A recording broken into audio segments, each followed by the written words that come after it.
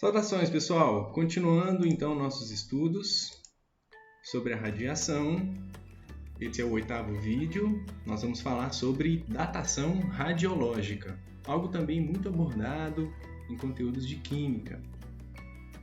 Os cientistas podem descobrir há quanto tempo uma planta ou um animal morreu medindo as proporções de carbono 14 para o carbono 12 nos restos mortais.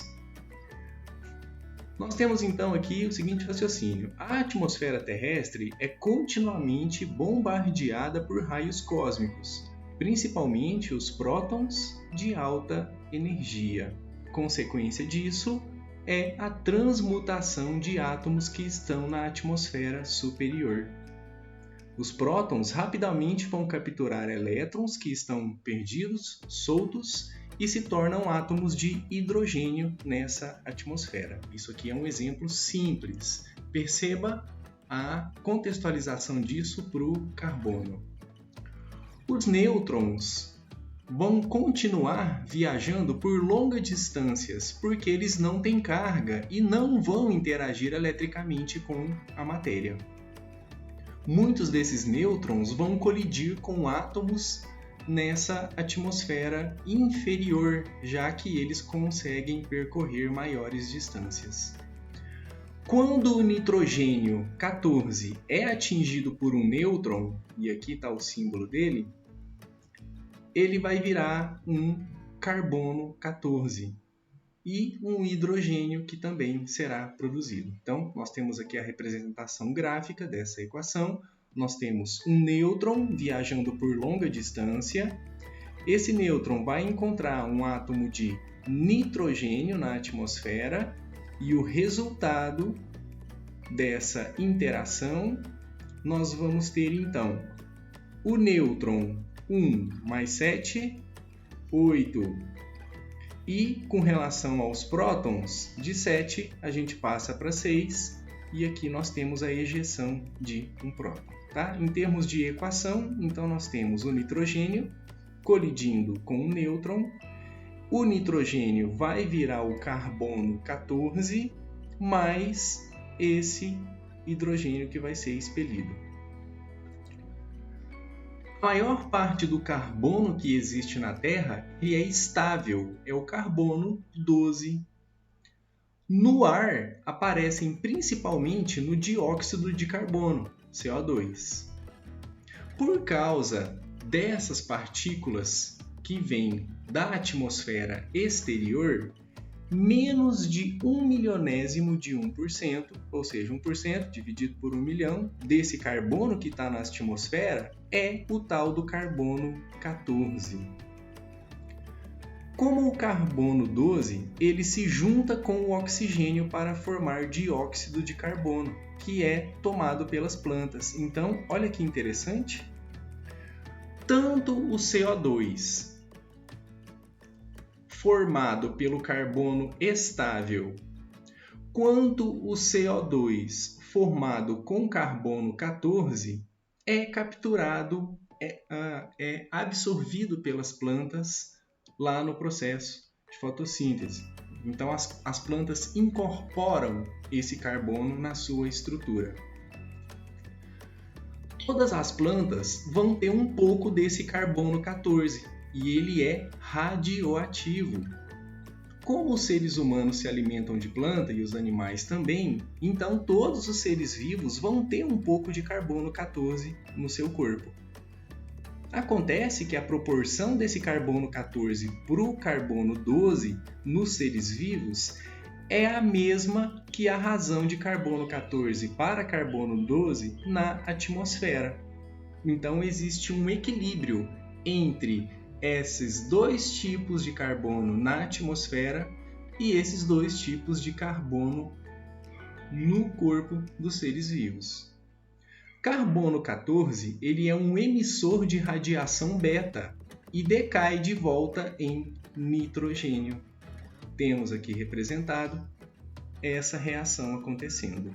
Nós temos aqui o carbono radioativo 14 ele vai sofrer um decaimento e o resultado vai ser o nitrogênio e a ejeção de uma partícula beta, que é o elétron. Ok? Em uma planta viva, existe um equilíbrio radioativo. E esse é alcançado onde há uma razão fixa de carbono 14 para carbono 12. Então, enquanto a planta está viva, ela está absorvendo da atmosfera tanto o CO2 com o carbono 14 quanto o CO2 com carbono 12. Quando essa planta ou o animal morre, deixa de haver a absorção daquele carbono radioativo que estava no meio ambiente. Em seguida, a porcentagem de carbono 14 diminui a uma taxa conhecida, já que a planta ou o animal não vai absorver mais o carbono 14, ele vai deixando de existir porque ele é radioativo. Quanto mais tempo um organismo estiver morto, menos carbono 14 vai restar nesse organismo.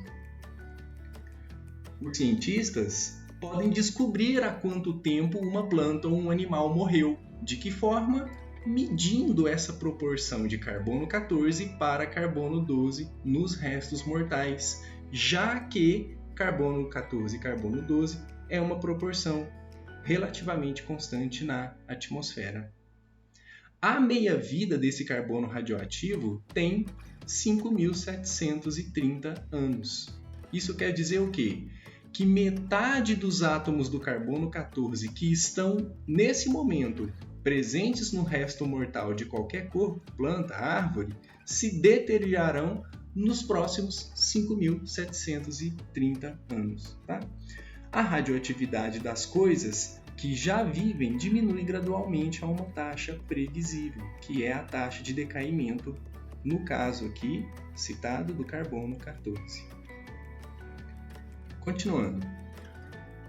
Os isótopos radioativos do carbono no esqueleto diminuem pela metade a cada 5.730 anos. Essa é a definição de meia-vida, no caso para o carbono 14. As setas vermelhas que estão aqui na imagem estão mostrando o que resta de meia-vida do carbono 14. Então, nós temos um esqueleto representado há 22.920 anos atrás, e aí as meias-vidas vão passando, né? 17.190 anos atrás, então já resta metade desse carbono 14.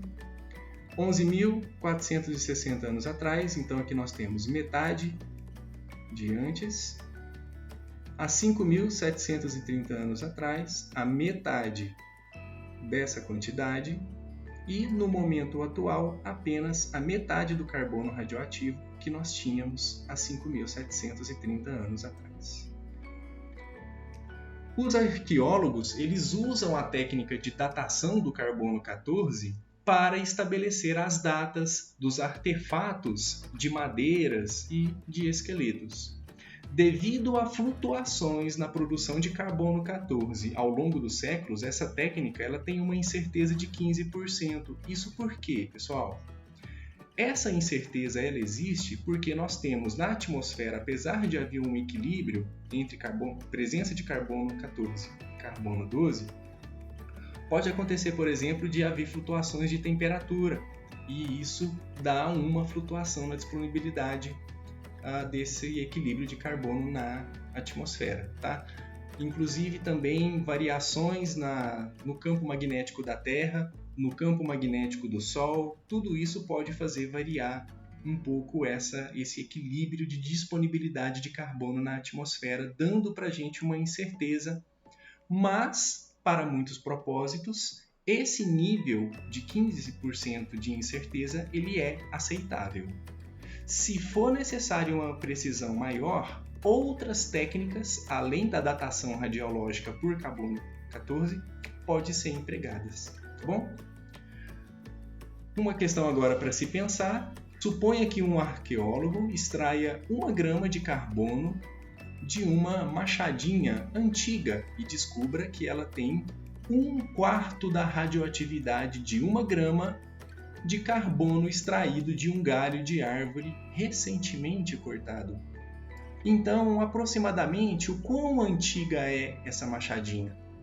A resposta, se estamos supondo que a razão, ou seja, a divisão de carbono 14 para carbono 12 na atmosfera fosse a mesma quando a machadinha foi fabricada, então a machadinha tem idade aproximada de 2 meias-vidas do carbono 14, ou seja, mais ou menos 11.500 anos atrás. Okay? Finalizando o raciocínio aqui de datação radiológica, quero que você pense como os cientistas determinam a idade de artefatos que contêm carbono. Fácil de responder, certo? Agradeço a sua audiência até aqui, a sua atenção. Deixe o seu like ou o seu dislike. O seu comentário, ele é relevante. Eu vou responder o mais breve possível. A gente se encontra no próximo vídeo.